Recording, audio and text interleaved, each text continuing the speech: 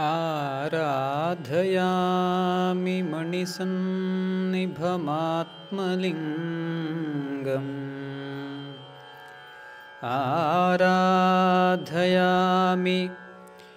मणिसन्निभमात्मलिङ्गम् मायापुरी हृदयपङ्कजसन्निविष्टम्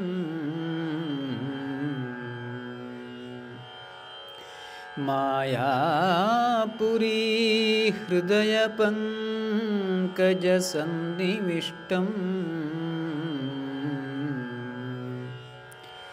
श्रद्धानदी विमलचिदाभिषेकैः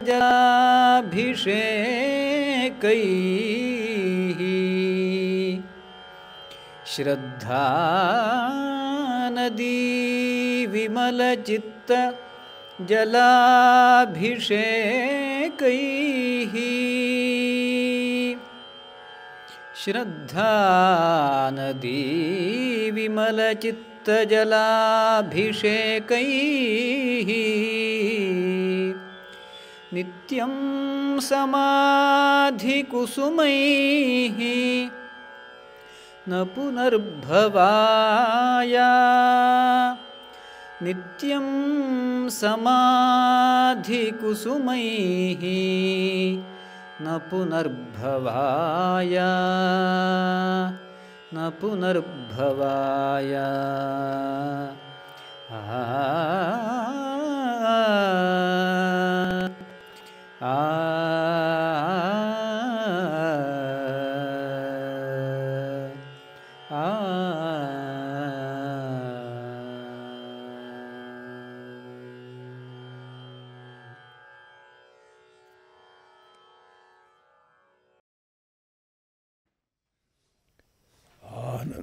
आनन्दमानन्दकरं प्रसन्नं ज्ञानस्वरूपं निजबोधयुक्तं योगीन्द्रमीड्यं भवरोगवैद्यं श्रीमत्परं ब्रह्मगुरुं स्मरामि।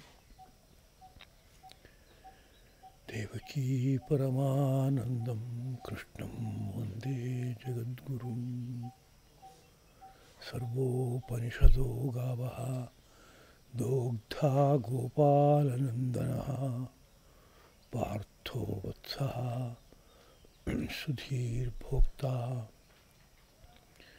दुग्धं गीतामृतं महत्।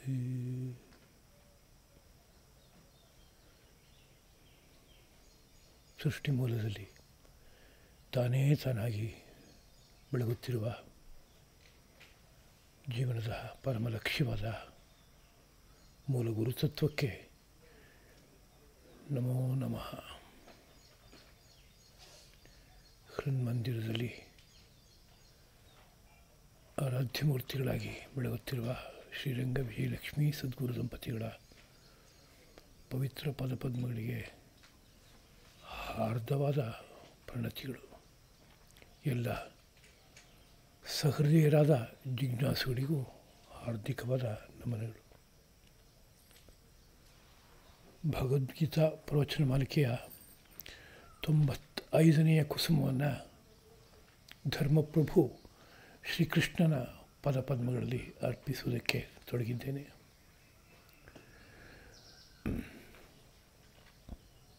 ಭಗವದ್ಗೀತೆಯ 7ನೇ ಅಧ್ಯಾಯದ 14ನೇ ಶ್ಲೋಕ ಈ ಹಿಂದೆ ಸಂಪನ್ನವಾಗಿದೆ.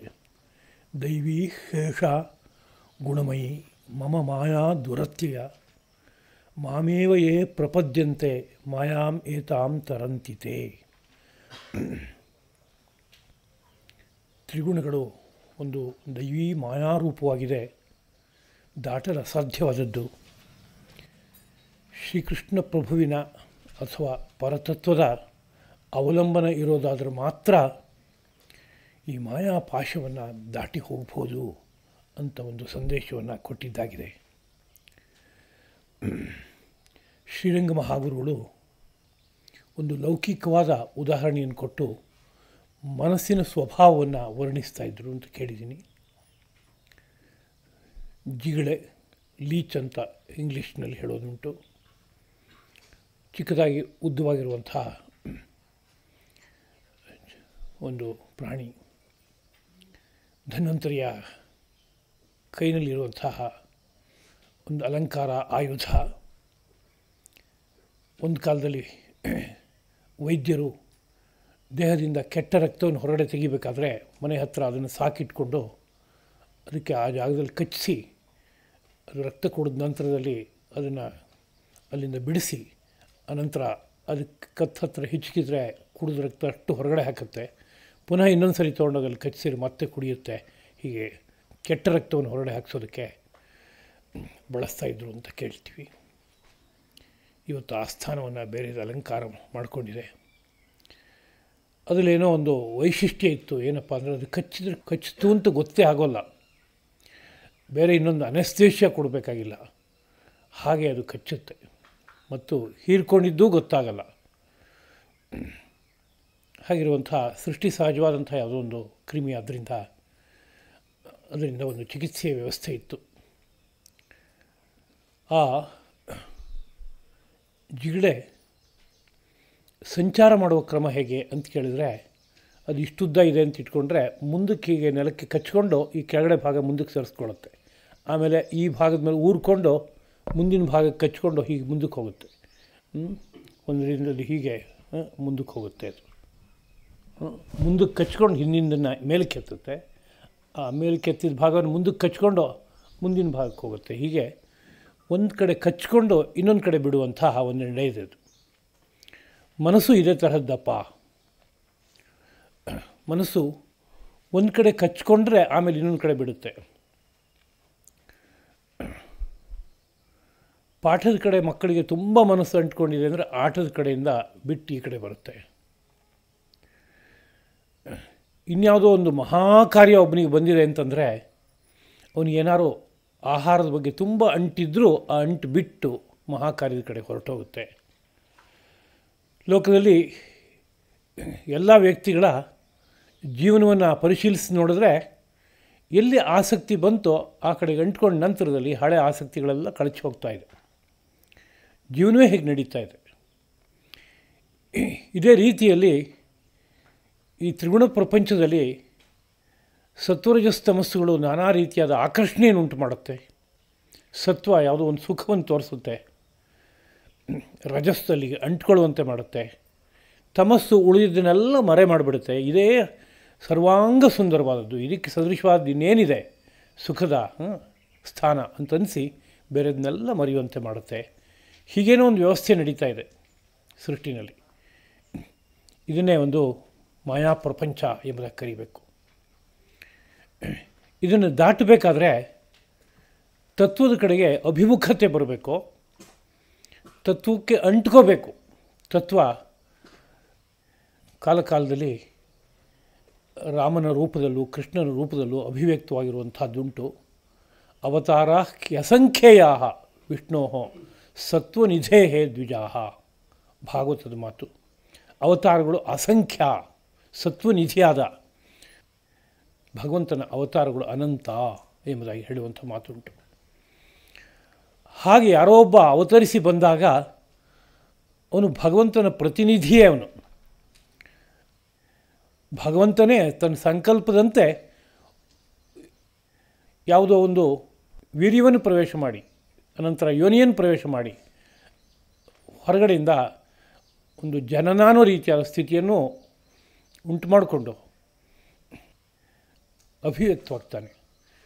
ಲೋಕಸಾಮಾನ್ಯರಂತೆ ಕಂಡರೂ ಕೂಡ ಲೋಕ ವಿಲಕ್ಷಣ ಅವನು. ಎಲ್ಲರಂತೆ ಅವನಿಗೂ ಹುಟ್ಟಿದೆ ಅಂತ ಅನಿಸಿದ್ರು ಹುಟ್ಟಿಲ್ಲದೆ ಇದ್ದವನು. ಅವನು ಇಳಿದು ಬಂದವನು, ಪತಿತನಲ್ಲ. ಅದರಿಂದ ಅವನಿಗೆ ಅವತರಣ ಅಂದರೆ ಇಳಿದು ಬರೋದು ಅಂತ ಅರ್ಥ. ಹಾಗೆ ಇಳಿದು ಬಂದಂಥ ಯಾರೊಬ್ಬ ಮಹಾಮಹಿಮ ಇದ್ದಾನೆ ಅಂತಾದರೆ ರಾಮಕೃಷ್ಣನಂಥವರು. ಈ ಮನಸ್ಸನ್ನು ಪ್ರಾಪಂಚಿಕ ವಿಷಯದಿಂದ ಬಿಡಿಸೋದಕ್ಕೆ ಸುಲಭವಾದ ಉಪಾಯ ಅವನಿಗೆ ಅಂಟ್ಕೊಂಡ್ರೆ, ರಾಮನಿಗೆ ಅಂಟ್ಕೊಂಡ್ರೆ, ಕೃಷ್ಣನಿಗೆ ಅಂಟ್ಕೊಂಡ್ರೆ ಕ್ರಮವಾಗಿ ಈ ಪ್ರಾಪಂಚಿಕವಾದ ಅಂಟು ಕಳಚಿ ಹೊರಟೋಗುತ್ತೆ. ಅದಕ್ಕೋಸ್ಕರವೇ ಆ ರಾಮನ ಗುಣಗಾನ, ಆ ಕೃಷ್ಣನ ಗುಣಗಾನ ವಿಸ್ತಾರವಾಗಿ ವಾಲ್ಮೀಕಿಗಳೊಂದು ಮಹಾಕಾವ್ಯವನ್ನು ಬರೆದರು. ಅದ್ಭುತವಾದ ಕಾವ್ಯ. ಆದಿಕವಿ ಲೋಕವನ್ನೆಲ್ಲ ಆಕರ್ಷಣೆ ಮಾಡೋದಕ್ಕೆ ಬೇಕಾಗಿರುವಂತಹ ಒಂದು ಸಮಾರಾಧನೆಯನ್ನು ಮಾಡುವಂಥ ಕಾವ್ಯವನ್ನು ರಚನೆ ಮಾಡಿದ್ರು. ಕಾವ್ಯವನ್ನು ನಿರಂತರವಾಗಿ ಭಾವಿಸುವ ಕ್ರಮವನ್ನು ದೇಶದಲ್ಲಿ ತಂದರು. ಪಾರಾಯಣ, ಪ್ರವಚನ ಎನ್ನೋ ಹೆಸರಿನಲ್ಲಿ. ಪಾರಾಯಣ ಅನ್ನೋ ಪದವೇ ಹೇಳುತ್ತೆ, ಇದಂ ಪರಂ ಅಯನಂ, ಇದೇ ನನಗೆ ಪರಮ ಮಾರ್ಗ ಅನ್ನೋ ಬುದ್ಧಿಯಿಂದ ಅದನ್ನು ಅವಲಂಬಿಸಿದರೆ, ಹಾಗೆ ಭಾವಿಸಿದರೆ ಅದಕ್ಕೆ ಪಾರಾಯಣ. ಪರಂ ಅಯನಂ ಅನ್ನೋದ್ರ ಮೇಲೆ ಪಾರಾಯಣ ಅನ್ನೋ ಪದ ಆಗಿದೆ. ಪರಂ ಅಂದರೆ ಶ್ರೇಷ್ಠವಾದ ಅಯನಂ ಮಾರ್ಗ ಅಂತ. ಈ ರಾಮಾಯಣವೇ ನನಗೆ ಪರಮ ಮಾರ್ಗ, ಆತ್ಮೋದ್ಧಾರದ ಮಾರ್ಗ ಅನ್ನೋ ಬುದ್ಧಿ ಹುಟ್ಟಿ ಅದನ್ನು ಭಾವಿಸೋದಕ್ಕೆ ಶುರು ಮಾಡಿದ್ರೆ ಆಗ ಅದಕ್ಕೆ ಪಾರಾಯಣ ಅಂತ ಹೆಸರು ಬರುತ್ತೆ. ಹಾಗೆ ವ್ಯಾಸರು ಮಹಾಭಾರತವನ್ನು ವಿಸ್ತಾರವಾಗಿ ಬರೆದರು. ಭಾಗವತ ಅನ್ನೋ ರೀತಿಯಾದಂಥ ಒಂದು ಗ್ರಂಥ ಆವಿರ್ಭೂತವಾಯಿತು. ಇವೆಲ್ಲವೂ ಸಹ ಶ್ರೀಕೃಷ್ಣನ ಮಹಿಮೆಯನ್ನು ನಾನಾ ಪ್ರಕಾರವಾಗಿ ಕೊಂಡಾಡ್ತಾ ಮನಸ್ಸು ಎಲ್ಲೆಲ್ಲಿ ಸಂಚರಿಸಿದರೂ ಕೊನೆಯಲ್ಲಿ ಕೃಷ್ಣ ಪ್ರಭುವಿನಲ್ಲಿ ಹೋಗಿ ಅಂಟ್ಕೋಬೇಕು, ಹಾಗೆ ಒಂದು ಯೋಜನೆಯನ್ನು ಮಾಡಿದ್ರು ಕಾವ್ಯದಲ್ಲಿ. ಆ ಕೃಷ್ಣ ಪ್ರಭುವಿಗೆ ಮನಸ್ಸು ಅಂಟ್ಕೋತಾ ಬಂದಾಗ ತಾನೇ ತಾನಾಗಿ ಎಲ್ಲೆಲ್ಲಿ ಪ್ರಾಪಂಚಿಕ ವಿಷಯಗಳಿಗೆ ಅಂಟ್ಕೊಂಡಿತ್ತೋ ಆ ಅಂಟನ್ನು ಅದು ಕಳಚ್ಕೊಳ್ತಾ ಹೋಗುತ್ತೆ, ಅದು ತಾನೇ ತಾನಾಗಿ. ಹೀಗೆ ಒಂದು ಮಾರ್ಗವನ್ನು ಹಾಕ್ಕೊಟ್ರು. ಇದೇ ಕಾರ್ಯ ಯಾರೋ ಒಬ್ಬ ತತ್ವಜ್ಞಾನಿಯಾದಂತಹ ವ್ಯಕ್ತಿ ಲೋಕದಲ್ಲಿ ಕಾಣಿಸ್ಕೊಂಡ್ರೆ ಅವನನ್ನು ಗುರು ಅಂತ ಕರೆದ್ರು ಮತ್ತು ಅವನನ್ನು ಭಾವಿಸ್ತಾ ಹೋಗಪ್ಪ, ಆಗ ನೀನು ಈ ಭವಬಂಧನದಿಂದ ಪಾರಾಗೋದಕ್ಕೆ ಸಾಧ್ಯವಾಗುತ್ತೆ ಎಂಬುದಾಗಿ ಹೇಳಿದರು. ಆಚಾರ್ಯ ಶಂಕರರ ಮಾತು, ಕಹ ಗುರುಹು, ಯಾರು ಗುರು ಅಂತ. ಅಧಿಗತ ತತ್ವ ಶಿಷ್ಯಹಿತಾಯ ಉದ್ಯತ ಸತತಂ. ಅಧಿಗತ ತತ್ವ ಅಂದರೆ ತತ್ವಜ್ಞಾನ ಆಗಿಬಿಟ್ಟಿದೆ. ಅಧಿಗತ ಅಂದರೆ ಪ್ರಾಪ್ತ ತತ್ವವುಳ್ಳವನಾಗಿದ್ದಾನೆ. ಅಧಿಗತಂ ತತ್ವಂ ಯಸ್ಯ ಸಹ, ತತ್ವಜ್ಞಾನ ಅವನಿಗೆ ಆಗಿಬಿಟ್ಟಿದೆ. ಅಷ್ಟು ಮಾತ್ರ ಅಲ್ಲ, ತತ್ವಜ್ಞಾನ ಆಗಿ ಸಮಾಧಿಯಲ್ಲಿ ಮುಳುಗಿ ಹೋಗಿದ್ದಾನೆ, ಕೆಳಗೆ ಇಳಿದೇ ಬರೋಲ್ಲ. ಬಂದರೆ ಅರೆಕ್ಷಣ ಮತ್ತೆ ಮುಳುಗಿ ಹೋಗ್ತಾನೆ. ಆ ಕಡೆಯ ಆಕರ್ಷಣೆಗೆ ಒಳಪಟ್ಬಿಟ್ಟಿದ್ದಾನೆ. ಹಾಗೆ ಕೊನೆಗೆ ದೇಹತ್ಯಾಗ ಮಾಡಿಬಿಡ್ತಾನೆ. ಹಾಗೂ ಒಂದು ಉಂಟು. ಹಾಗಲ್ಲ, ಶಿಷ್ಯಹಿತಾಯ ಉದ್ಯತ ಸತತಂ. ತಾನು ಈ ಅತ್ಯಂತ ಅದ್ಭುತವಾದಂತಹ ಆನಂದದ ಕಡಲನ್ನು ಕಂಡೆ, ಅಲ್ಲಿ ಮಿಂದು ಪಾವನನಾದೆ. ಈ ಲೋಕಗಳೆಲ್ಲ ಎಂತಹ ಬಡತನವನ್ನು ಅನುಭವಿಸ್ತಾ ಇದೆ. ತಮ್ಮೊಳಗಡೆ ಅದ್ಭುತವಾದ ಆನಂದದ ನಿಧಿಯನ್ನೇ ತುಂಬಿಕೊಂಡ್ರೂ ಯಾವುದೋ ಲೌಕಿಕವಾದ ಸಣ್ಣ ಪುಟ್ಟ ಸಂಪತ್ತುಗಳಿಗೆ ನಿರಂತರ ಬಡಿದಾಡ್ತಾ ಪಾಪಗಳನ್ನು ಸಂಗ್ರಹ ಮಾಡ್ಕೋತಾ ಇದೆಯಲ್ಲ, ಅಯ್ಯೋ ಪಾಪ, ಇವುಗಳಿಗೆ ಒಂದು ಮಾರ್ಗ ಸಿಗಬೇಕು ಅನ್ನುವ ಒಂದು ಕಾರುಣ್ಯದ ಬುದ್ಧಿ ಹುಟ್ಟಿ ಶಿಷ್ಯಹಿತಾಯ ಉದ್ಯತ ಸತತಂ. ಯಾರ್ಯಾರು ತಮ್ಮನ್ನು ಅವಲಂಬಿಸ್ಕೊಂಡ್ಬಿಡ್ತಾರೋ, ಶ್ಲಿಷ್ಟರಾಗ್ತಾರೋ, ಶ್ರೀರಂಗ ಮಹಾಗುರುಗಳು ಶ್ಲಿಷ್ಟ ಅನ್ನೋ ಪದವನ್ನು, ಶಿಷ್ಯ ಅನ್ನೋ ಶಬ್ದವನ್ನು ವಿವರಣೆ ಕೊಡುವಾಗ ಹೇಳ್ತಾಯಿದ್ರು. ಶಿಷ್ಯನ ಕರ್ತವ್ಯ ಗುರುವಿನ ಜೊತೆಗೆ ಶ್ಲಿಷ್ಟನಾಗಬೇಕು. ಆಶ್ಲಿಷ್ಟನಾಗಬೇಕು ಅಂದರೆ ಆಲಿಂಗಿತನಾಗಬೇಕು. ಅಂದರೆ ಗುರುವಿನ ಹೃದಯದ ಜೊತೆಗೆ ಇವನ ಹೃದಯ ಬೆಸೆಯಬೇಕು. ಹಾಗೆ ಆದಾಗ ಅವನು ನಿಜವಾದ ಶಿಷ್ಯನಾಗ್ತಾನೆ. ಅಂತಹ ಶಿಷ್ಯರು ಯಾರಿದ್ದಾರೋ ಅವರನ್ನು ಉದ್ಧಾರ ಮಾಡೋದಕ್ಕೋಸ್ಕರವಾಗಿ, ಅವರ ಹಿತಕ್ಕೋಸ್ಕರವಾಗಿ ಅನವರತ ಪ್ರಯತ್ನ ಪಡ್ತಾನೆ ಗುರುವಾದವನು. ಶಿಷ್ಯಹಿತಾಯ ಉದ್ಯತ ಸತತಂ. ಒಂದು ಸಂಕ್ಷೇಪದ ಮಾತಿನಲ್ಲಿ ಬಹಳ ಅದ್ಭುತವಾದ ವಿಚಾರವನ್ನು ಆಚಾರ್ಯರು ವ್ಯಕ್ತಪಡಿಸಿದರು. ಇದೇ ಮಾತನ್ನು ಇನ್ನೊಂದು ಕಡೆಯಲ್ಲಿ ಜ್ಞಾನಂ ವಿಜ್ಞಾನ ಸಹಿತಂ ಲಭ್ಯತೆ ಗುರುಭಕ್ತಿತಃ ಗುರೋಃ ಪರತರಂ ನಾಸ್ತಿ ಧ್ಯೇಯೋಸೌ ಗುರುಮಾರ್ಗಿಭಿಃ. ಗುರುಮಾರ್ಗಿಗಳು ಅಂತ ಒಂದು ಪಂಥ ಇದೆ. ಅಂದರೆ ಪರತತ್ವವನ್ನು ಸಾಕ್ಷಾತ್ಕಾರ ಮಾಡಿಕೊಂಡಂಥ ಒಬ್ಬ ಗುರುವನ್ನು ಸುಭದ್ರವಾಗಿ ಅವಲಂಬಿಸಿ ನೀನೇ ಸರ್ವಸ್ವಪ ಅನ್ನೋ ಮನಸ್ಸಿನಿಂದ ಭಾವಿಸ್ತಾ ಹೋದಾಗ ಅವರುಗಳಿಗೆ ಗುರುಮಾರ್ಗಿಗಳು ಎಂಬುದಾಗಿ ಕರೀತಾರೆ. ಲೋಕದಲ್ಲಿ ಅಂತಹ ಮಾರ್ಗಗಳನ್ನು ಅವಲಂಬಿಸಿದವರು ಅಲ್ಲಲ್ಲೇ ನೋಡ್ಬೋದು. ಆದರೆ ಕಲಿಕಾಲದ ಪ್ರಭಾವದಿಂದಾಗಿ ಗುರುವನ್ನು ಪದಕ್ಕೆ ಯೋಗ್ಯರ ಅಲ್ಲದೇ ಇದ್ದವರೂ ಸಹ ಆ ರೀತಿಯಲ್ಲಿ ವಿಸ್ತಾರವಾದಂತಹ ಅನುಯಾಯಿಗಳ ತಂಡವನ್ನು ಹೊಂದಿರುವಂಥದ್ದು ಕಂಡು ಬರ್ತಾ ಇದೆ. ಹಾಗಿದ್ದರೂ ಸಹ ತತ್ವವನ್ನು ಸಾಕ್ಷಾತ್ಕಾರ ಮಾಡ್ಕೊಳ್ಳದೆ ಹೋದರೂ ಸಹ ಅವರು ಸನ್ಮಾರ್ಗವನ್ನು ಹಾಕ್ಕೊಡ್ತಾರೆ ಅಂತಾದರೆ ಅದು ಒಂದು ಅತ್ಯಂತ ಶ್ರೇಷ್ಠವಾದ ಕಾರ್ಯ ಎಂಬುದಾಗಿ ಶ್ರೀರಂಗ ಮಹಾಗುರುಗಳು ಜ್ಞಾಪಿಸ್ಕೊತಾ ಇದ್ದರು. ಅಂಥ ವ್ಯಕ್ತಿಗಳು ಲೋಕದಲ್ಲಿ ಇರಬೇಕಪ್ಪ. ತತ್ವಜ್ಞಾನ ಆಗದೆ ಹೋದರೂ ತತ್ವಜ್ಞಾನಿಗಳು ಹಾಕಿಕೊಟ್ಟ ಮಾರ್ಗವನ್ನು ಅವಲಂಬಿಸಿ ಮಾತನಾಡ್ತಾರೆ, ಸಮಾಜವನ್ನು ಆ ಕಡೆಗೆ ನಯನ ಮಾಡ್ತಾರೆ ಅನ್ನೋ ಸಂದರ್ಭ ಇದ್ದಾಗ ಅವರು ಒಂದು ಹಂತದಲ್ಲಿ ಸಮಾಜಕ್ಕೆ ಅತ್ಯಂತ ಅಗತ್ಯವಾಗಿ ಬೇಕಾಗ್ತಾರೆ, ಉಪಯುಕ್ತವಾಗ್ತಾರೆ ಎಂಬುದಾಗಿ. ಅದಾದರೂ ಆಗಬೇಕಾದ್ರೆ ಸ್ಪಷ್ಟವಾಗಿ ಶಾಸ್ತ್ರಾಧ್ಯಯನ ಚೆನ್ನಾಗಿರಬೇಕು. ಶಾಸ್ತ್ರಗಳ ಮರ್ಮಗಳು ಬುದ್ಧಿಗೆ ಬಂದಿರಬೇಕು. ಅದು ನಾನಾ ಶಾಸ್ತ್ರಗಳ ಅಧ್ಯಯನ ಆಗಿರಬೇಕು. ಏಕಂ ಶಾಸ್ತ್ರಂ ಅಧೀಯಾನ ನ ವಿದ್ಯಾತ್ ಶಾಸ್ತ್ರ ವಿಸ್ತರಂ ಆಯುರ್ವೇದಾಚಾರ್ಯರು ಹೇಳ್ತಾರೆ. ಒಂದು ಶಾಸ್ತ್ರ ಓದೋನಿಗೆ ಶಾಸ್ತ್ರದ ಆಳ ಅಗಲ ಗೊತ್ತಾಗಲ್ಲ, ಸಂಬಂಧಪಟ್ಟ ಶಾಸ್ತ್ರಗಳನ್ನು ಅಧ್ಯಯನ ಮಾಡಿದ್ರೆ ಮಾತ್ರ ಗೊತ್ತಾಗತ್ತೆ ಅಂತ.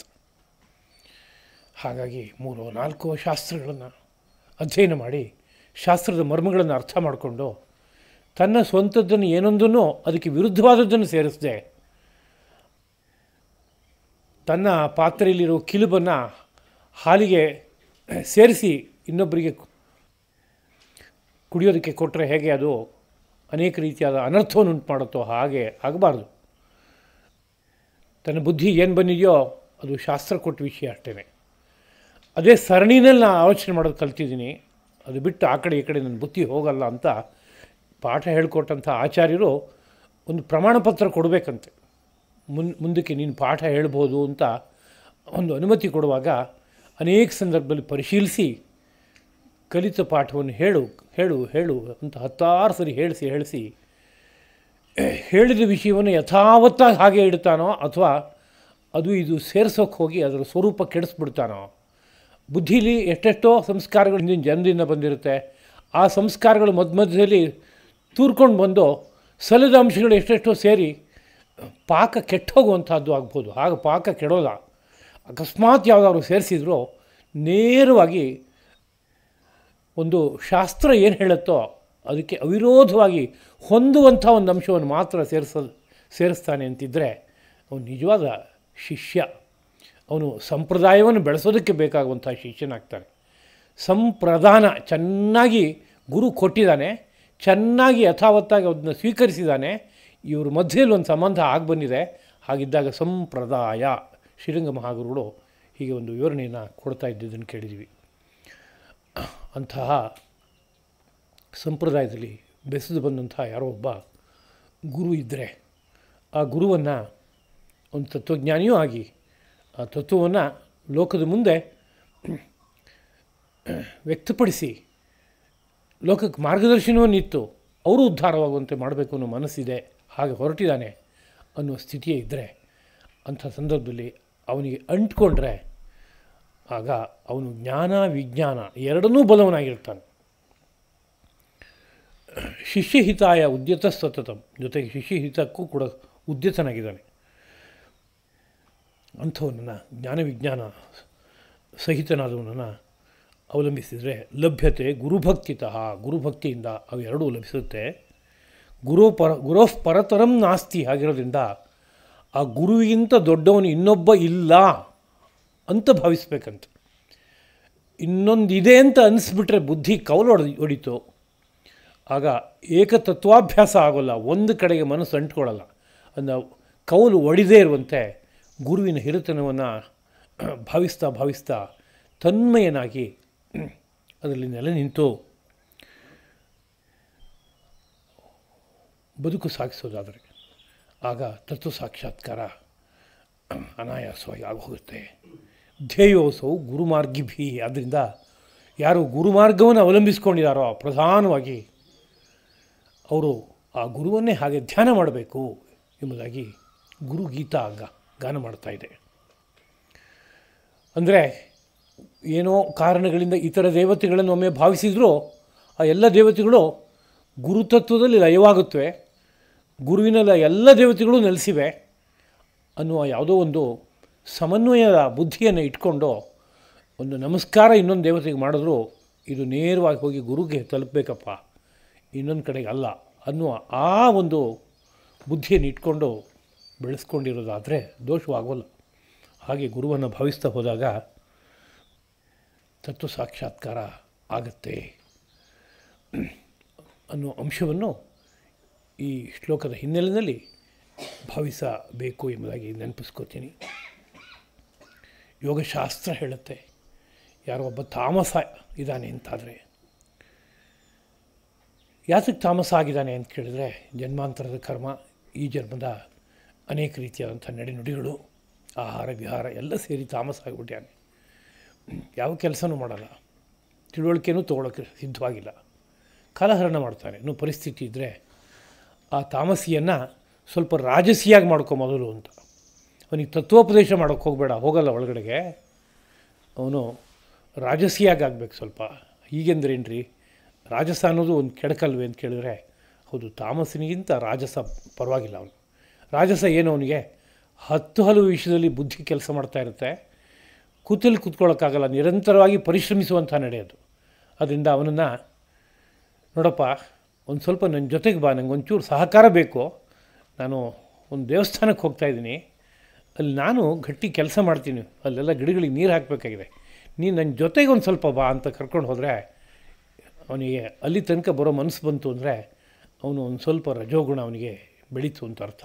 ಸಂಚರಿಸುವ ಪ್ರವೃತ್ತಿ ಬಂತು, 10 ಕಡೆ ನೋಡುವಂಥ ಪ್ರವೃತ್ತಿ ಬಂತು, ಯಾರೋ ಒಬ್ಬರ ಜೊತೆಗೆ ಅಂಟ್ಕೊಳ್ಳೋವಂಥ ಪ್ರವೃತ್ತಿ ಬಂತು.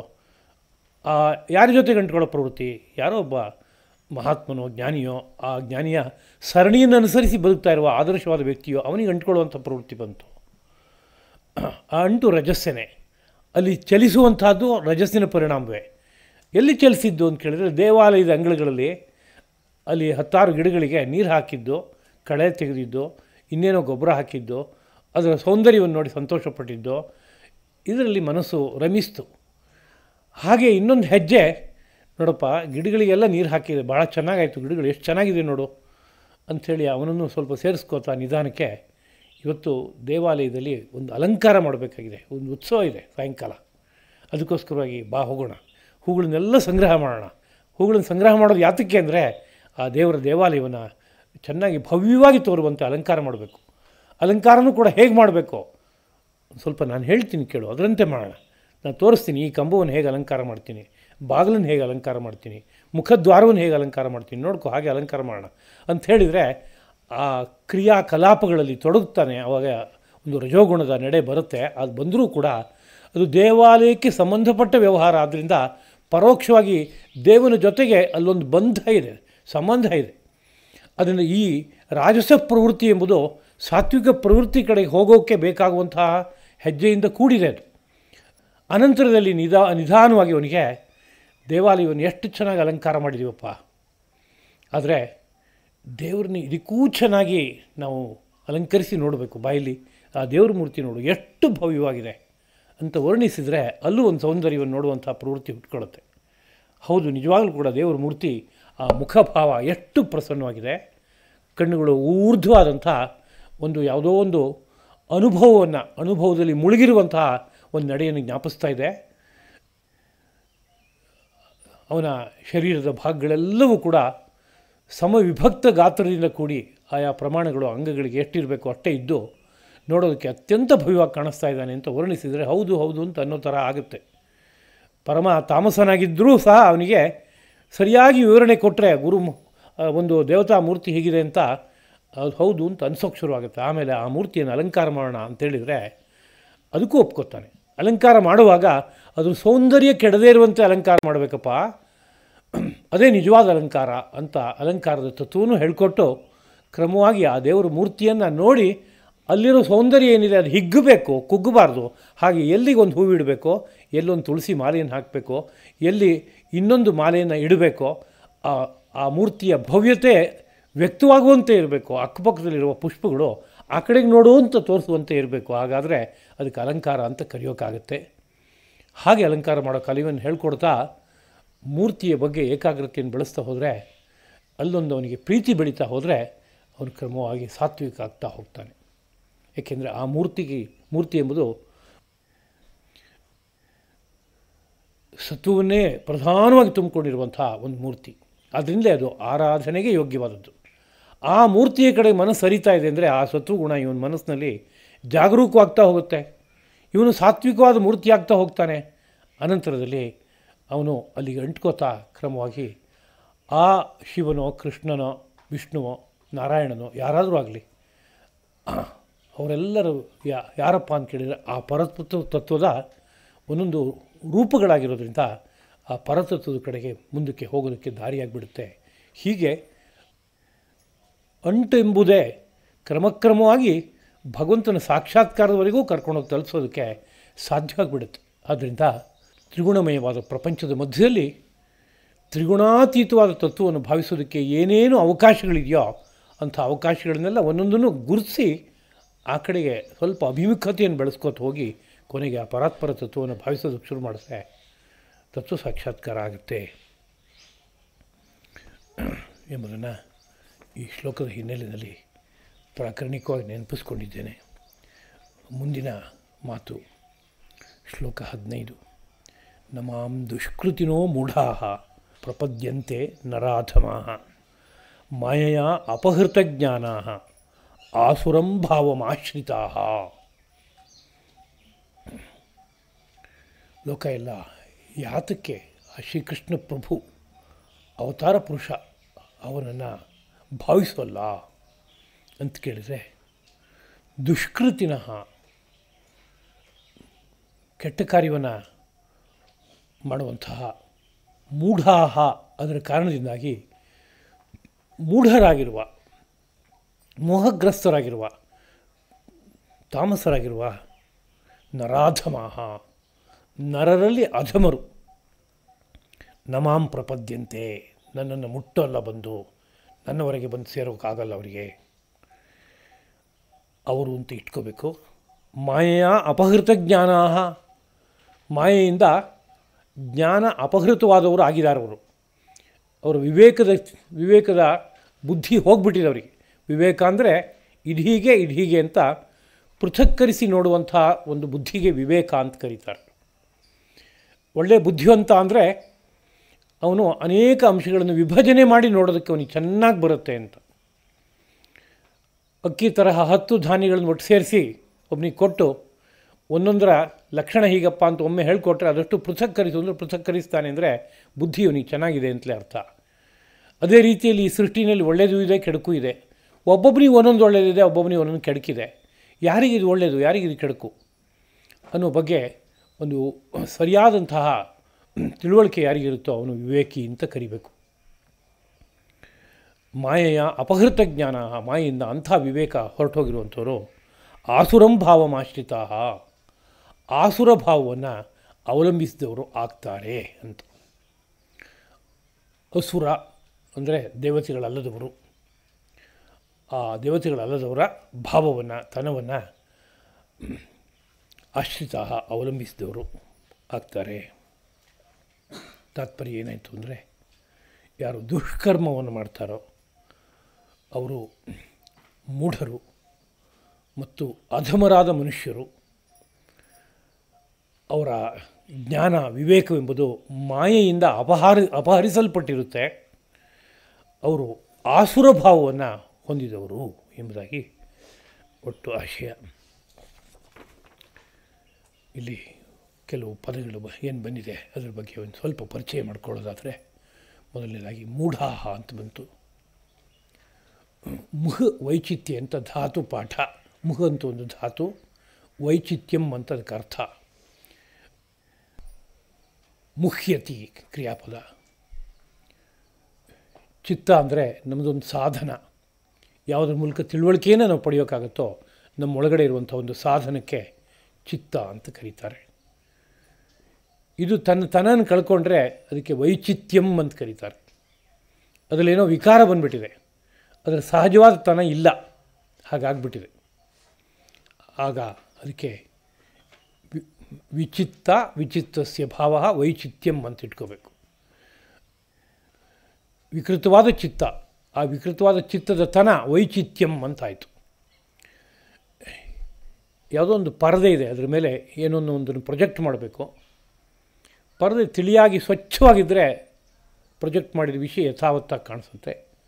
ಅದರಲ್ಲಿ ಮಧ್ಯದಲ್ಲಿ ಸ್ವಲ್ಪ ಹರಿದು ಹೋಗಿದೆ, ಹಿಂದ್ಗಡೆ ಏನೇನೋ ಕಾಣಿಸ್ತಾ ಇದೆ. ಇನ್ನೊಂದು ಕಡೆಯಲ್ಲಿ ಯಾವುದೋ ಒಂದು ಕಪ್ಪು ಬಣ್ಣ ಅಡ್ಡಡ್ಡ ಉದ್ದುದ್ದ ಎಲ್ಲ ಬಿದ್ದಿದೆ, ಇನ್ನೊಂದು ಬಣ್ಣ ಬಿದ್ದಿದೆ. ಇದ್ರ ಮೇಲೆ ಏನೋ ಒಂದು ವಿಷಯ ಪ್ರೊಜೆಕ್ಟ್ ಮಾಡಿದ್ರೆ ಇರೋ ವಿಷಯ ಹಾಗೆ ಕಾಣಿಸಲ್ಲ, ಇರೋ ವಿಷಯ ಬೇರೆ ಬೇರೆ ತರಹ ಕಾಣಿಸೋಕೆ ಶುರುವಾಗುತ್ತೆ. ಹಾಗೆ ರಜಸ್ತಮಸ್ಸುಗಳ ಹಾವಳಿಯಿಂದ ಚಿತ್ತದ ಸ್ವಭಾವ ವ್ಯತ್ಯಾಸವಾಗಿದೆ ಅಂತಂದರೆ ಆಗ ಅದಕ್ಕೆ ವಿಚಿತ್ತ ಅಂತ ಕರಿಬೇಕು. ಅಲ್ಲಿರುವ ತನಕ್ಕೆ ವೈಚಿತ್ಯ ಅಂತ. ಮುಖ್ಯತೆ ಅಂದರೆ ಏನರ್ಥ ಅಂದರೆ ಯಾವುದನ್ನೋ ನೋಡಿ ಚಿತ್ತ ವಿಕಾರ ಆಗಿರೋದ್ರಿಂದ ಏನೇನೋ ಅಂದ್ಕೋತಾನೆ, ಏನೇನೋ ಭಾವಗಳನ್ನೆಲ್ಲ ತಂದ್ಕೋತಾನೆ. ಹಾಗಾದಾಗ ಮೋಹಕ್ಕೊಳಗಾದ ಅಂತ ಕರಿಬೇಕು. ಯಾರು ಮೋಹಕ್ಕೆ ಒಳಗಾದವರೋ ಅವರಿಗೆ ಮೂಢರು ಅಂತ ಕರೀತಾರೆ. ಮೋಹ ಅನ್ನೋ ಶಬ್ದದ ಮೇಲೆ ಮೂಢ ಅಂತ ಶಬ್ದ ಇನ್ನೊಂದು ರೂಪಿತವಾಗಿದೆ. ಮೋಹಕ್ಕೆ ತುತ್ತಾದವರು ಅಂತ ಅಂದರೆ ಅವರಿಗೆ ಸತ್ಯ ಗೊತ್ತಾಗಲ್ಲ. ಯಾರಾದರೂ ಏನಾದ್ರು ಹೇಳಿದರೂ ನಿಮಗೆ ತಿಳುವಳಿಕೆ ಇಲ್ಲ ಸ್ವಾಮಿ, ನನಗಿದು ಅರ್ಥ ಆಗ್ತಾಯಿದೆ ಚೆನ್ನಾಗಿ ಅಂತ ಅನ್ಕೋತಾರೆ. ತಾವು ಮಹಾಬುದ್ಧಿಶಾಲಿಗಳು ಅಂತ ಅನ್ಕೋತಾರೆ. ಆದರೆ ಅವರು ಅಂದ್ಕೊಂಡಿರೋ ವಿಷಯ ಅಷ್ಟು ಅವರ ದೇಹೇಂದ್ರಿಯ ಮನೋಬುದ್ಧಿಗಳನ್ನು ಹಾಳು ಮಾಡುತ್ತೆ, ಅವ್ರ ವಂಶವನ್ನು ಹಾಳು ಮಾಡುತ್ತೆ, ಅವ್ರ ಕುಟುಂಬವನ್ನು ಹಾಳು ಮಾಡುತ್ತೆ, ಸಮಾಜವನ್ನು ಹಾಳು ಮಾಡುತ್ತೆ, ಎಲ್ಲವನ್ನೂ ಹಾಳು ಮಾಡುತ್ತೆ ಅವರು ತಪ್ಪು ತಿಳುವಳಿಕೆ. ಆದರೆ ಅದನ್ನೇ ಅವರು ಸರಿಯಾದ ತಿಳುವಳಿಕೆ ಅಂತ ಅಂದ್ಕೊಂಬಿಟ್ಟಿದ್ದಾರೆ. ಇವರು ಮೂಢರು ಅಂತ. ದುಷ್ಕೃತಿನ ಮೂಢರಾದಾಗ ಅವರು ದುಷ್ಕೃತಿಗಳಾಗ್ತಾರೆ. ಯಾವುದು ಸರಿ ಅಂತ ಅನ್ಕೋತಾನೋ ಆ ಕಾರ್ಯ ಮಾಡೋಕ್ಕೆ ಹೋಗ್ತಾನೆ. ದುಷ್ಟವಾದ ಕೃತಿ ಯಾರಿಗಿದೆಯೋ ಅವನು ದುಷ್ಕೃತಿ.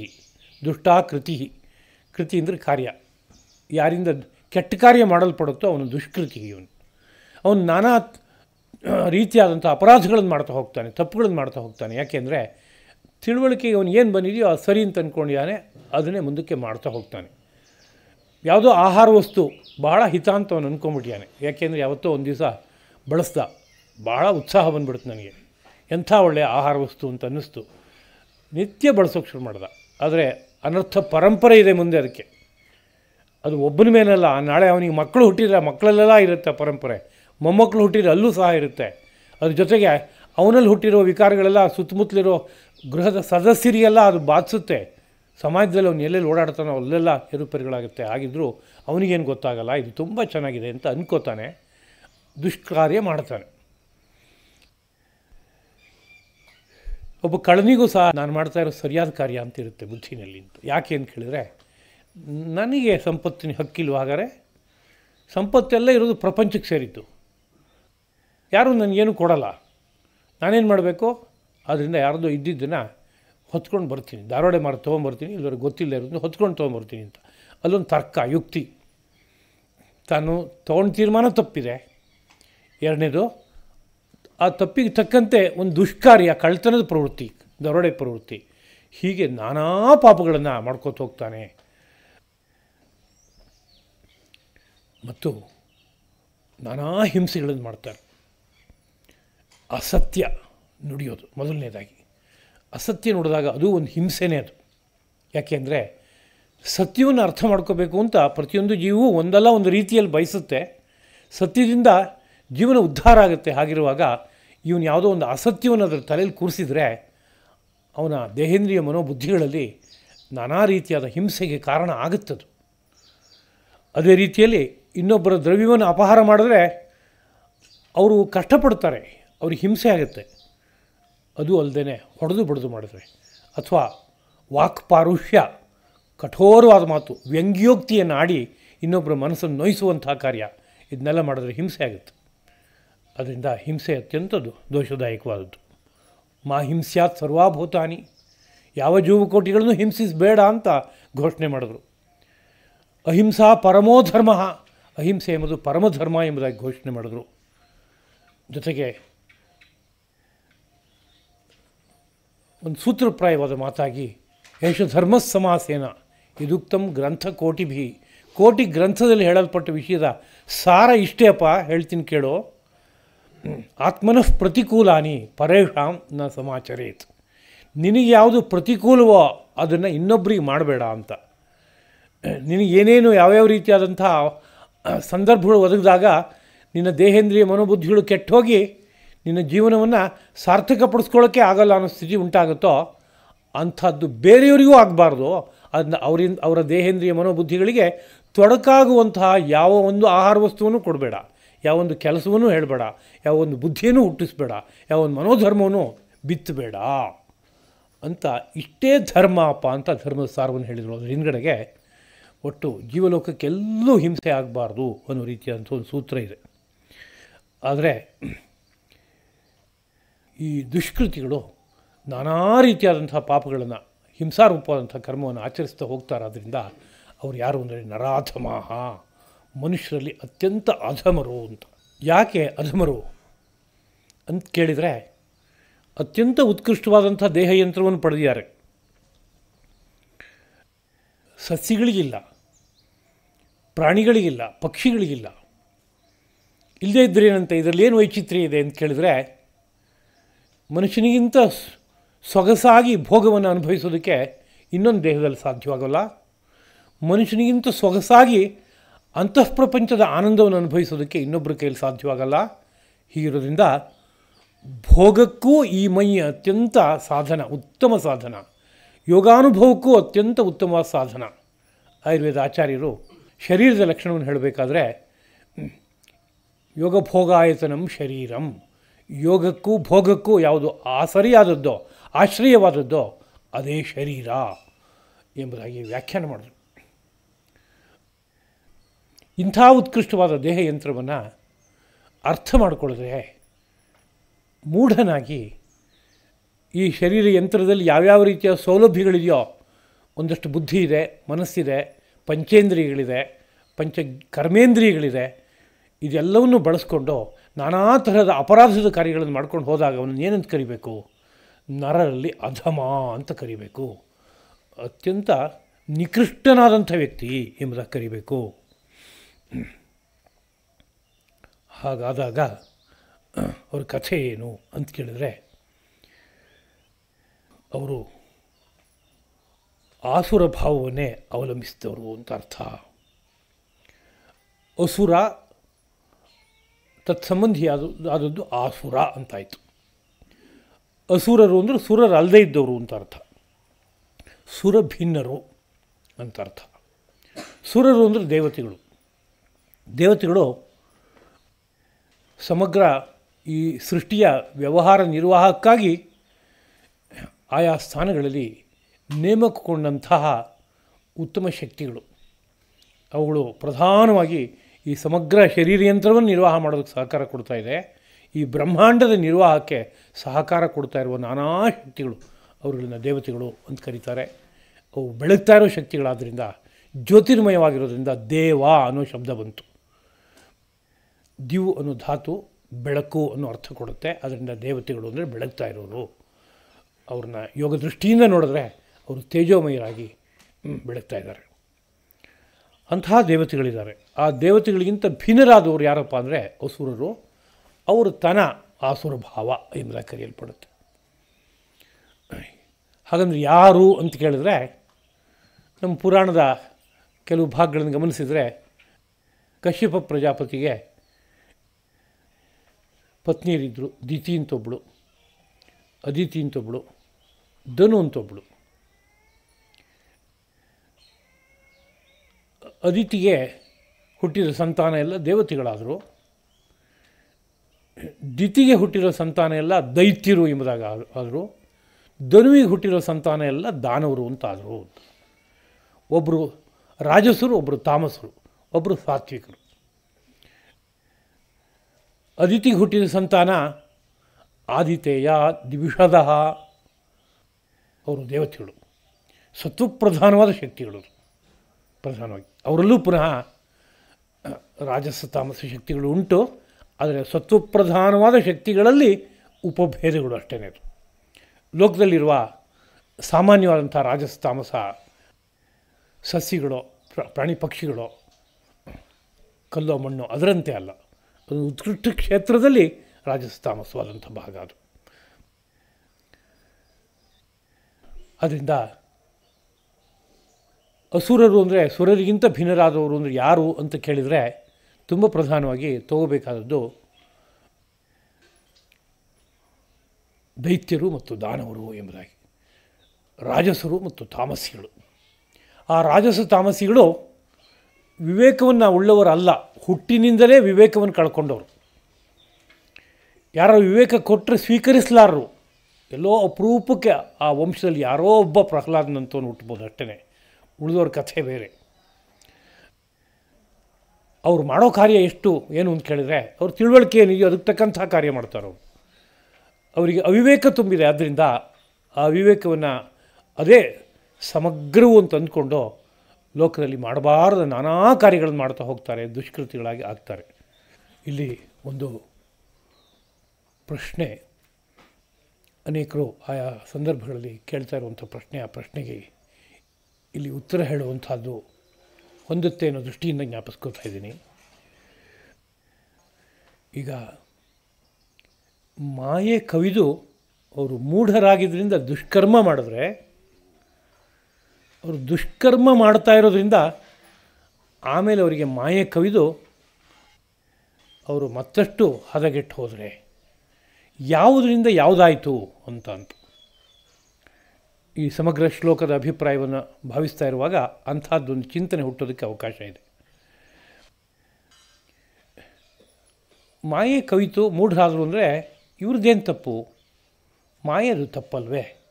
ಅಂಥ ಮಾಯೆಯನ್ನು ಯಾಕೆ ಸೃಷ್ಟಿ ಮಾಡ್ದ ಈ ಮಾಯಿ ಈಶ್ವರ ಅಂತ ಪ್ರಶ್ನೆ ಕೇಳೋಕ್ಕಿಲ್ಲ ಅವಕಾಶ ಇದೆ. ಇಲ್ಲ, ದುಷ್ಕರ್ಮ ಮಾಡಿ ಆಮೇಲೆ ಪಾಪಕ್ಕೊಳಗಾಗಿ ಅದ್ರ ಕಾರಣದಿಂದ ಅವ್ರಿಗೆ ಮಾಯೆ ಆವರಿಸ್ತು ಅಂತ ಹೇಳಿದರೆ ಅವ್ರು ಯಾಕೆ ದುಷ್ಕರ್ಮ ಮಾಡಿದ್ರು? ಭಗವಂತ ಅವ್ರನ್ನ ನೆಟ್ಟಿಡ್ಬೋದಿತ್ತಲ್ಲ. ಇದಕ್ಕಿದ್ದ ಹಾಗೆ ಯಾರೋ ಒಬ್ಬರನ್ನ ದುಷ್ಕರ್ಮ ಮಾಡೋ ಥರ ಮಾಡಿಕೊಂಡು ಮಾಯೆಗೆ ಸಿಗಾಕುವಂತೆ ಮಾಡಿಸಿ ಆಮೇಲೆ ಮಾಯೆಗೆ ಸಿಕ್ಕೋರು ಅವ್ರನ್ನ ಉದ್ಧಾರ ಮಾಡೋದಕ್ಕೆ ಭಗವಂತನನ್ನು ಅವಲಂಬಿಸಬೇಕು ಅಂತ ಈ ದೊಡ್ಡ ಕಥೆ ಹೇಳುವಂಥ ಅವಶ್ಯಕತೆ ಏನಿದೆ? ಹೀಗೆ ಪ್ರಶ್ನೆ ಕೇಳ್ತಾರೆ. ಇದ್ರ ಮಧ್ಯದಲ್ಲಿ ಭಗವಂತ ಇಂಥ ಸೃಷ್ಟಿಯನ್ನು ಯಾಕಪ್ಪ ಮಾಡ್ದ? ಭಗವಂತನ ತುಂಬ ಕರುಣಾಮಯ ಅಂತ ಕರೀತಾರೆ. ಆದರೆ ಅವನು ಕರುಣಾಮಯ ನಿಜವಾಗ್ಲೂ ಕೂಡ ಹೌದೇ? ಯಾತಕ್ಕೆ ಅಂತ ಕೇಳಿದ್ರೆ, ಎಷ್ಟು ಕಗ್ಗೋಲೆಗಳು ನಡೀತಾ ಇದೆ ಪ್ರಪಂಚದಲ್ಲಿ. ಅದೇನೋ ಕೇಳಿದೆ, ಒಂದು ದೇಶದಲ್ಲಿ ಗುಬ್ಬಚ್ಚಿಗಳಿಂದ ದವಸ ಧಾನ್ಯ ಇಷ್ಟು ಪ್ರಮಾಣದಲ್ಲಿ ನಷ್ಟವಾಗ್ತಾ ಇದೆ ಅಂತ ತೀರ್ಮಾನ ತಗೊಂಡು ಕೆಲವೇ ಗಂಟೆಗಳಲ್ಲಿ ಗುಬ್ಬಚ್ಚಿಗಳ ವಂಶವನ್ನೇ ನಾಶ ಮಾಡಿಬಿಟ್ರು ಅಂತ. ಇಷ್ಟು ಭೀಕರ ಹಿಂಸೆ ನಡೀತಾ ಇದೆ. ಆ ಪ್ರಾಣಿಗಳು ಎಷ್ಟು ಕಷ್ಟಪಡ್ಬೋದು? ಅವಕ್ಕೆ ಬದುಕು ಹಕ್ಕಿಲ್ವ? ಹಾಗಾದರೆ ಅವುಗಳು ಎಷ್ಟು ಧಾನ್ಯ ತಿನ್ಬೋದು? ಎಷ್ಟೋ ತಿನ್ನುತ್ತವೆ, ಇಲ್ಲ ಅಂತಲ್ಲ. ಆದರೆ ಅವು ಇಲ್ಲದೇ ಇರುವಂತೆಯೇ ಸಂಪೂರ್ಣವಾಗಿ ಮಾಡಿಬಿಟ್ರೆ ಹಿಂಸಾಕೃತ್ಯ, ಎಷ್ಟು ಭೀಕರವಾದ ಹಿಂಸಾಕೃತ್ಯ. ಹೀಗಿದ್ದಾಗಲೂ ಭಗವಂತ ಇದನ್ನು ತಪ್ಪಿಸೋಕೆ ಏನಾದ್ರು ಬರ್ತಾನ ಅಂತ ಕೇಳಿದ್ರೆ ಕಣ್ಣಿಗೇನು ಕಾಣಿಸಲ್ಲ. ಅವನು ಎಲ್ಲರೂ ಬಂದ ಅಂತ ಕೇಳ್ತೀವ ನಾವು. ಪ್ರಾಣಿ ಪಕ್ಷಿಗಳನ್ನು ಮಾತ್ರ ಕೊಲ್ಲೋ ವಿಷಯ ಅಲ್ಲ, ಮನುಷ್ಯರನ್ನೇ ಇತಿಹಾಸ ತೆಗೆದು ನೋಡಿದ್ರೆ ಎಷ್ಟು ತರಹ ಕೊಂದ ಕಥೆಗಳು ನಾನಾ ರೂಪದಲ್ಲಿ ಕಂಡು ಬರುತ್ತೆ. ರಾಷ್ಟ್ರಕ್ಕಾಗಿ, ಧನಕ್ಕಾಗಿ, ಕನ್ಯೆಗಾಗಿ, ಅದೇ ರೀತಿಯಲ್ಲಿ ಕೀರ್ತಿಗಾಗಿ, ಪ್ರತಿಷ್ಠೆಗಾಗಿ, ಯಾವುದೋ ಒಂದು ಮತದ ಸೋಗಿಂದ, ಧರ್ಮದ ಸೋಗಿಂದ. ಸೋಗು ಅಂತ ಯಾಕೆ ಹೇಳ್ತಾ ಇದ್ದೀನಿ ಅಂದರೆ, ನಿಜವಾದ ಧರ್ಮ ಆದರೆ ಅಲ್ಲಿ ಅಹಿಂಸಾ ನೆಲೆ ನಿಲ್ಲಲೇಬೇಕಲ್ಲಿ. ಧರ್ಮದ ಸೋಗು, ನೆಪ, ತಮ್ಮದೇನೋ ವಿಶೇಷವಾದಂಥ ಸ್ವಾರ್ಥ ಒಳಗಡೆ ತುಂಬಿದೆ. ಅದರ ನೆಪದಲ್ಲಿ ಎಷ್ಟು ಕಗ್ಗೊಲೆ ಘಟಿಸಿ ಹೋಯಿತು. ಹೀಗೆಲ್ಲ ಇರುವಾಗ ಭಗವಂತ ಯಾತಕ್ಕೆ ಇದನ್ನೆಲ್ಲ ಸರಿ ಮಾಡ್ತಾ ಇಲ್ಲ? ಭಗವಂತ ಇದ್ದರೆ ತತ್ಕಾಲದಲ್ಲಿ ನಿಲ್ಲಿಸ್ಬೋದಿತ್ತಲ್ಲ ಅಂತ ಹೀಗೆ ಪ್ರಶ್ನೆ ಹುಟ್ಟೋದಕ್ಕೆ ಅವಕಾಶ ಇದೆ. ವಿದ್ಯಾವಂತರು, ಬುದ್ಧಿವಂತರು ಸಹ ಇಂತಹ ಒಂದು ಪ್ರಶ್ನೆ ಬಾಧಿಸುತ್ತೆ ಅಂತ ಜ್ಞಾಪಿಸ್ಕೋತಾರೆ. ಭಗವಂತನಿಗೆ ವೈಷಮ್ಯ ಬುದ್ಧಿ ಇಲ್ಲ, ಅವನು ನಿರ್ಘೃಣ ಅಲ್ಲ ಅಂತ ಪ್ರತಿಪಾದನೆ ಮಾಡೋದುಂಟು. ವೈಷಮ್ಯ ಇಲ್ಲ ಅವನಿಗೆ, ಎಲ್ಲರನ್ನೂ ನಿಷ್ಪಕ್ಷಪಾತವಾದ ಮನಸ್ಸಿಂದ ನೋಡ್ತಾನೆ ಅಂತ. ಅವನು ನಿರ್ಘೃಣ ಅಲ್ಲ ಅಂದರೆ ಕೃಪಾವಂತ.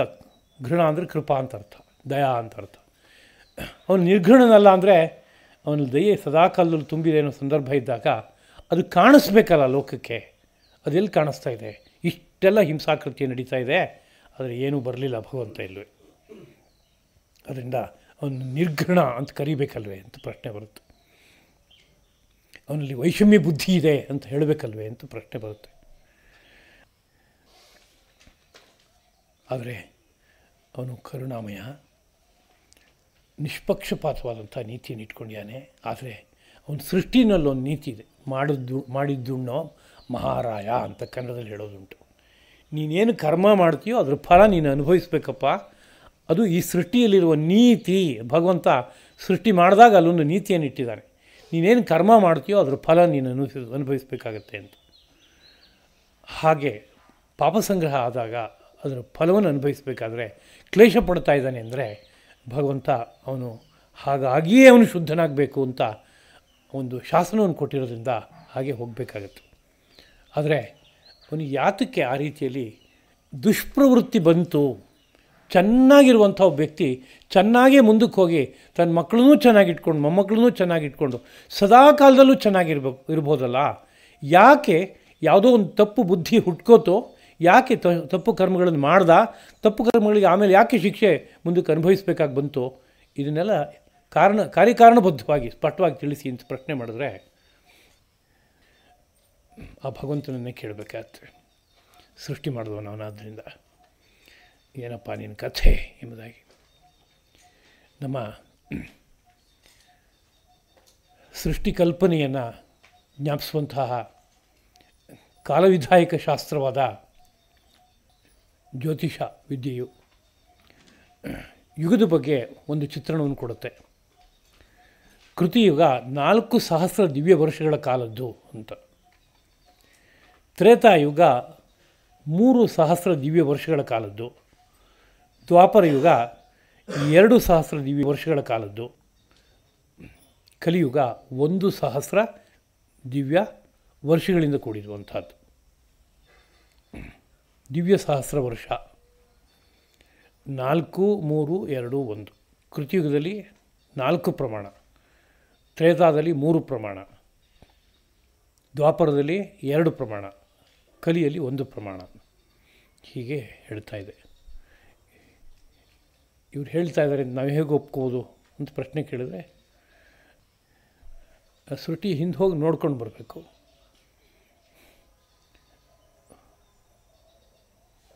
ಮಾರ್ಕಂಡೇಯ ಮಹರ್ಷಿಗಳು ಪ್ರಳಯವನ್ನು ನೋಡಿದ್ರಂತೆ, ಆಮೇಲೆ ಮುಂದಕ್ಕೆ ಸೃಷ್ಟಿಯಾಗುವ ಕ್ರಮವನ್ನು ನೋಡಿದ್ರಂತೆ. ಸೃಷ್ಟಿ ಸ್ಥಿತಿ ಲಯವನ್ನೆಲ್ಲ ನೋಡಿದವರು ಆಡುವ ಮಾತನ್ನು ನಾವು ಒಪ್ಕೋಬೇಕು. ಇಲ್ಲಿ ಹೋದರೆ ನಾವೇ ಹೋಗಿ ನೋಡಬೇಕು. 2 ಮಾರ್ಗ ಇದೆ, ಅವಕಾಶ ಇದೆ. ನಾವೇ ಹೋಗಿ ನೋಡಬಾರ್ದು ಅಂತೇನಿಲ್ಲ. ಯಾವುದೋ ಸಾಧನಾ ಪ್ರಪಂಚದಲ್ಲಿ ಒಳಗಡೆ ಸಾಗಿದ್ರೆ ಆ ಸೃಷ್ಟಿ ಸ್ಥಿತಿ ಲಯದ ಪ್ರಕ್ರಿಯೆಯನ್ನು ಅರ್ಥ ಮಾಡ್ಕೋಬೇಕಾಗುತ್ತೆ ಅಂತ ಯೋಗಶಾಸ್ತ್ರ ಹೇಳುತ್ತೆ. ಇದು ಎರಡೂ ಮಾಡದೆ ಸುಮ್ಮನೆ ವಾದ ಮಾಡಿದ್ರೆ ಆ ವಾದಕ್ಕೇನು ಅರ್ಥ ಇಲ್ಲ ಅಂತ ಹೇಳಬೇಕಾಗತ್ತೆ.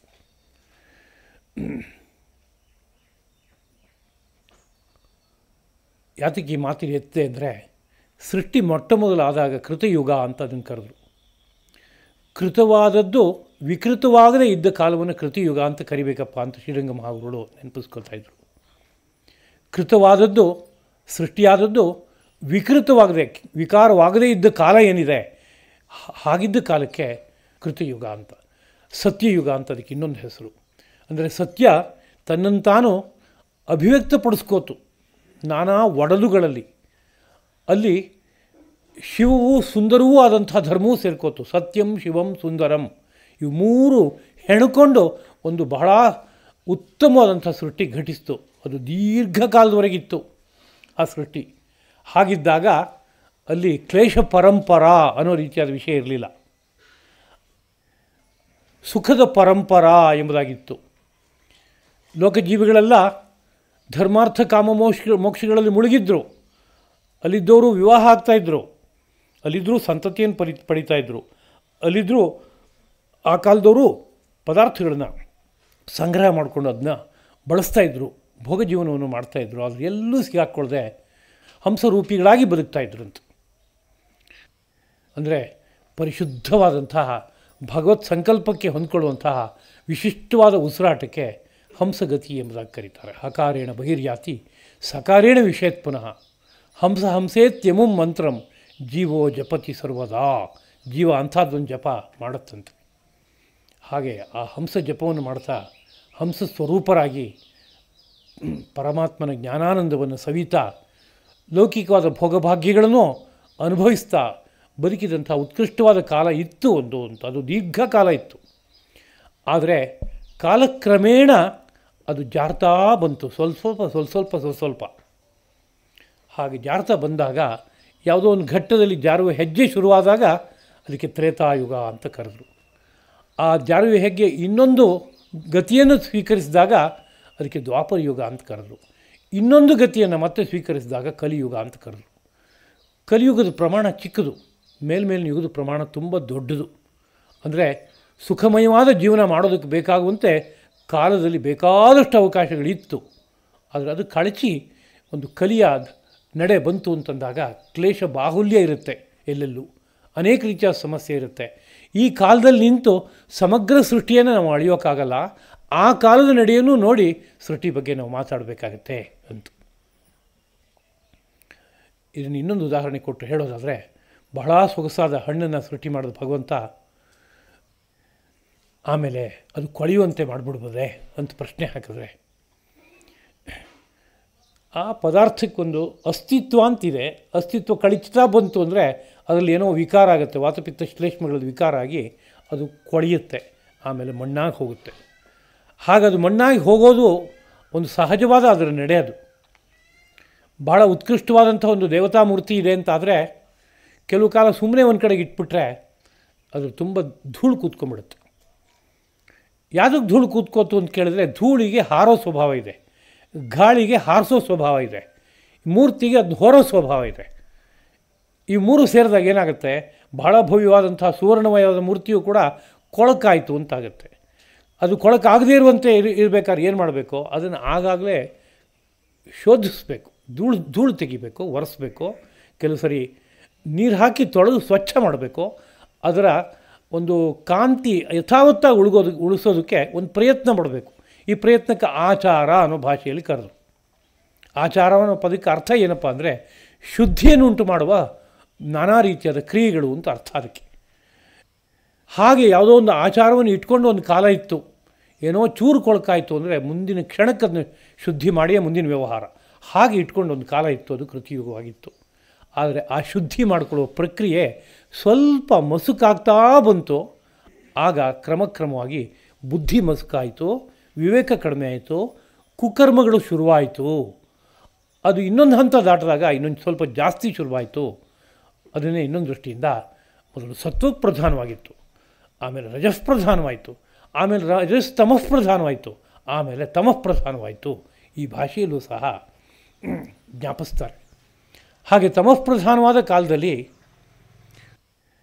ಹುಟ್ಟುವ ಲೋಪದೋಷಗಳು ಯಾವುದು ಅನ್ನೋದು ಗೊತ್ತಿಲ್ಲ, ಹುಟ್ಟುವ ಲೋಪದೋಷಗಳನ್ನು ತೊಳ್ಕೊಳ್ಳೋದು ಹೇಗೆ ಅನ್ನೋ ರೀತಿಯಾದ ಮಾರ್ಗವೂ ಗೊತ್ತಿಲ್ಲ.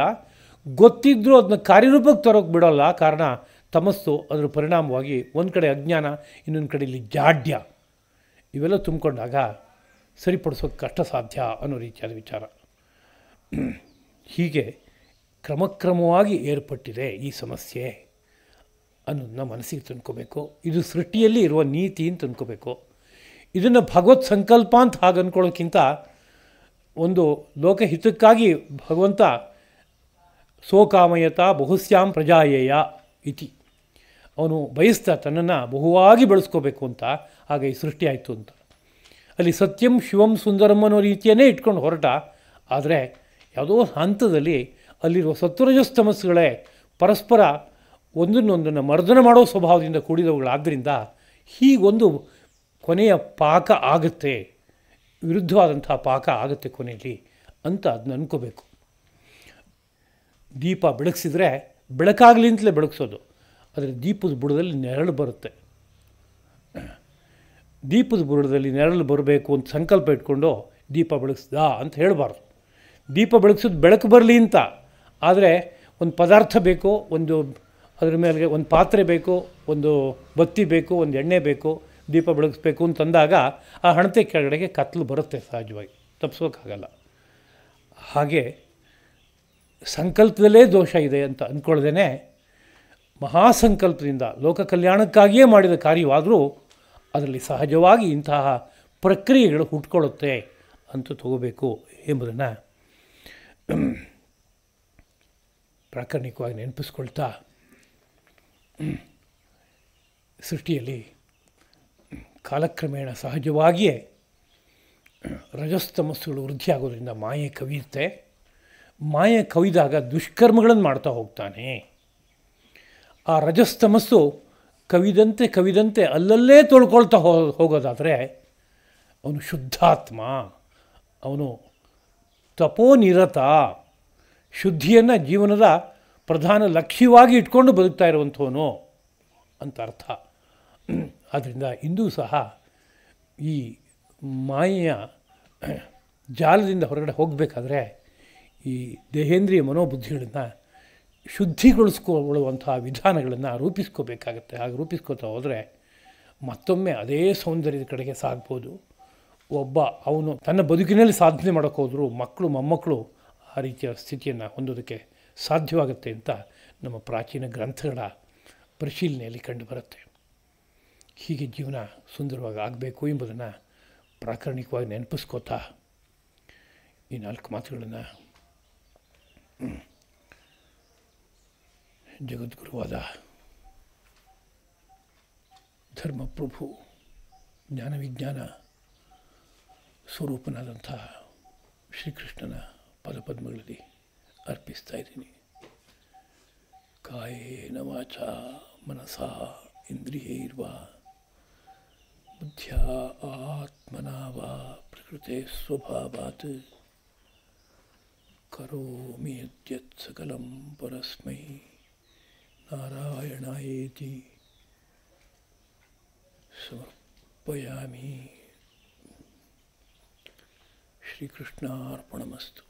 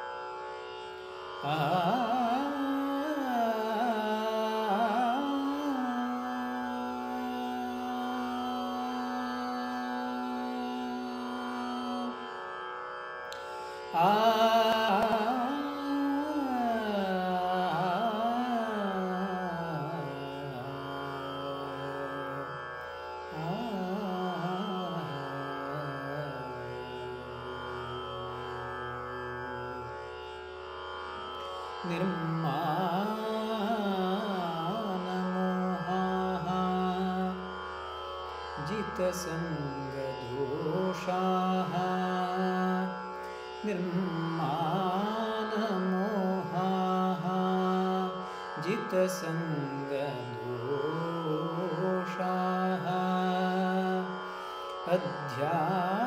ಅಧ್ಯಾತ್ಮನಿತ್ಯಾ ವಿನಿವೃತ್ತಕಾಮಾಃ ಅಧ್ಯಾತ್ಮನಿತ್ಯಾ ವಿನಿವೃತ್ತಕಾಮಾಃ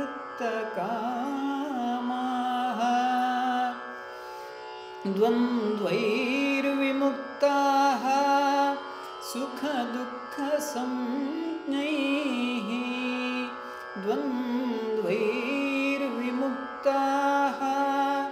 ಸುಖದುಃಖಸಂಜ್ಞೈಃ ಗಚ್ಚನ್ತ್ಯಮೂಢಾಃ ಪದಮವ್ಯಯಂತತ್ ಗಚ್ಚನ್ತ್ಯಮೂಢಾಃ ಪದಮವ್ಯಯಂತತ್